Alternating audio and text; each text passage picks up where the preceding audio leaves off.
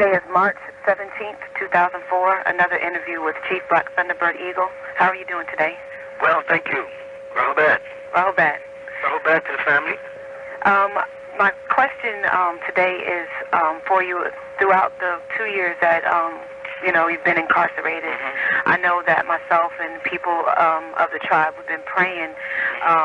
Who are we praying to? And are we praying to the ancient ones, the old ones? Is it who are our ancient? That's interesting. People. That's the first time somebody ever pointed that out. That there's a difference between the ancient ones and the old ones. Right? The old ones on the side of Enlil, and the ancient ones on the side of Enki. Ancient. The reason why they say it because Enki came to Earth and time starts here, and that's how you get ancient. But with old, there's no time, and that was Enlil, who was originally from the heavens. See, Enlil was given charge of the heavens, and Enki was given charge of the earth. Okay? Both of them were the sons of Anu, but there was the son of the ninth Anu. When you open the Holy Tablets and you see a face of a person there as Anu, and you wonder, well, how can the Most High, or El Kalum, as some people say, how can he have a face? That is the physical manifestation of the ninth Anu. You have to go back 9 other Anus before you get back to one that's not physical, which is going to be in the last revision of the Holy Tablets. People just didn't wait to hear what's going on. Okay? So now Enki was sent here. He's the one they would be calling Yahweh in the Bible when they say in Genesis chapter 2, and the spirit of, they say the spirit of God, or the ruach of the, of God moved upon the surface or hovered above the surface of the waters. That was Enki and them coming here, and then other groups came. So they had different groups that came to this planet, right, to germinate this planet. Enki, and all of them are Anunnaki. Now you have the Neteru, the Elohim, the Orisha. You have all these different names, and they're all applying to the same thing. Neteru or Neterat is nothing but another way of saying the Anunnaki. The Anunnaki, as you can tell, is not really a name. It's describing an event, right? Elohim or Elohim is not really a name. It's describing a position. You follow what I'm saying? Yes. And Netir from Netiru is also describing an act, like saying the righteous. Okay? So what people are doing is getting this all mixed up, and they use the word El Kalum. El Kalum is an Arabic word meaning the all. And it doesn't have to apply to divinity. It can mean all the people in the room. Kul is used like all the people in the room also. Right. Okay? Kulluhum, all of them. It doesn't mean, it's not so much the word, it's not so much the name, it's the source behind all of it. Now in Islam they say Allah. Right? But then in the Quran you have Alihat, which is plural, and Alihin, which is dual. Most Muslims won't recognize that the name Allah itself can be plural or dual, because they're now looking at the name instead of the force or the energy or the life or the essence behind all that. So people are directed, and some people say Jesus is Tammuz, Jesus is Horus, Jesus is Maitreya, Jesus is Krishna. That's just a name of an event that took place in ancient Egypt that has remanifested itself over and over again and moved around the world from culture to culture to people to people. Right. The only ones holding on to the facts and the secrets are the real original El-Banai, which is the original Masonic lodges, not even the ones today that surface in the day from the 17th century or from letters and poems, etc. that came about to the Euros who got influenced by the original Egyptians. You follow? So it's in me. If you talk to me, who am I talking to? Right. I'm talking to the Anunnaki. If with me, I'm talking with Enki. Right. Marduk. You know what I'm saying? I'm dealing with Enki because I know who Enki is, and I know who Enki's family is, I know who Enlil is, and I know who Anu is. And I know when the Holy Tablets was coming, I know who was there and who was talking to. Right. I knew that behind the face of Anu, there was a force that goes back further than that, 9 dimensions. But everything was not for the mortal ear at the time. Right. That's why in Christianity they use the word faith. Or in Islam they use the word mu'min or iman, faith. But when it comes down to with Nuwapian, you say, listen, Nuwapians, let me teach you about Anu and Enki. They want me to make God manifest for us so we will believe. That sounds very familiar, right? Yeah. They want everything. They don't want to put any trust in their leaders or their teachers. They want me to put everything on. Had I gave them everything the way it was coming to me, the devil would have long time, the reptilian shapeshifters would have long time saw where I was going and nipped it off.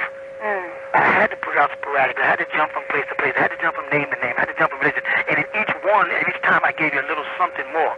Right. About the whole big picture, which we now come down and put. Now you're going to start seeing the whole picture come together as one thing, and you're going to see everything from day one, from the time the seventh seal was opened in 1970, all the way up to now, to the year 2000, when you see the alignment took place. You had the planet shifting.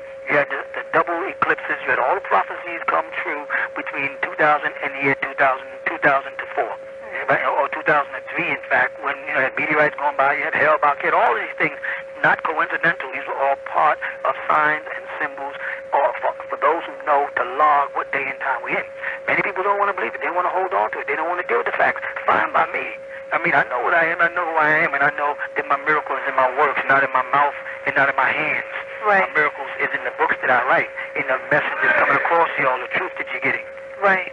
Okay? Okay, so in saying that, how do we know that our prayers are being answered if people Your prayers are being answered now, because you can see how the ancient ones and the old ones are manifesting their mistakes.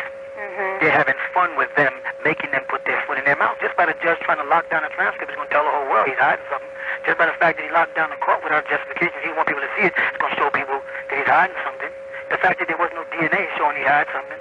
The fact that they had no real evidence, no pictures, no videotapes, and all the stuff they posted is showing that they're hiding something. So how long can they play this game? So the ancient ones are building us up. Just like when Jesus said about Lazarus, his sister said, well, Lazarus is dead. He said, no, he's not sick until death. He's sick until the glory of God, as he put it, and the glory of the Son. That's how he made it clear. Well, the same thing is happening in a very similar sense. What's happening is they're making this big thing up, and it's going to be so dynamic and so great, right, that when it gets blown up, it's going to have, now the whole world is moving on. What are the Nawapians? What does that name Nawapian mean? Who is that guy, Amanubi Ra'akata? Who is that Malachi? Why all these names? Why were they Muslims? Are they Christians? Are they Jews? Are they Masons? Are they Egyptians? Are they Indians? Are they Sumerians? What are they? Are they pagans? You know, but what you know the main thing is? What is that? What are they? Who are they? Why are they? When are they? Next comes out, where are they? Right. Right here. Here we are. You've been looking for all the time. We have the answer. We are the answer to your problems. Now, with everything that's going on and things that's transpired, could this whole thing have been presented, or is this some sort of divine prophecy or divine? All of this is part of it. They said this whole. I'm beginning to realize now it's all been set up like this.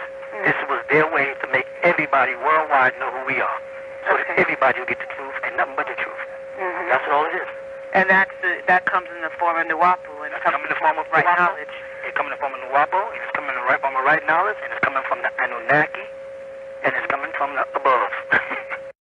Rahubat. Rahubat. What's the date? March 20th, 2004. Oh, okay, good. How can I help you? Yes, I have a question in regards to the spell. I want to know, what is the spell exactly, and why hasn't it been broken? Okay, well, you realize that the spell in Egypt is one thing, the spell in Sumeria is another thing, the spell in the Bible is one thing. You have Kingu, that's what they call a spell, the spell of ignorance that's in amongst the Sumerians, right? And then you have the spell of Leviathan, it's mentioned in the Bible, and then you have the spell of Aman, which is in ancient Egypt. It all deals with a hypnotic spell of self-hate, right? The first problem is black people suffer from this spell of not being able to recognize any leadership that is in their own skin color. You follow that? They always must go up against, if it's Honorable Elijah Muhammad, the messenger Honorable Elijah Muhammad, they must go against him. If it's the Prophet Noble Drew Ali, they must go up against him. If it's Sir Marcus Garvey, they must go up against him. If it's the brother Clarence Sturgeon X or Allah of the 5%, they must go up against him. If it's Yahweh Ben Yahweh, they must go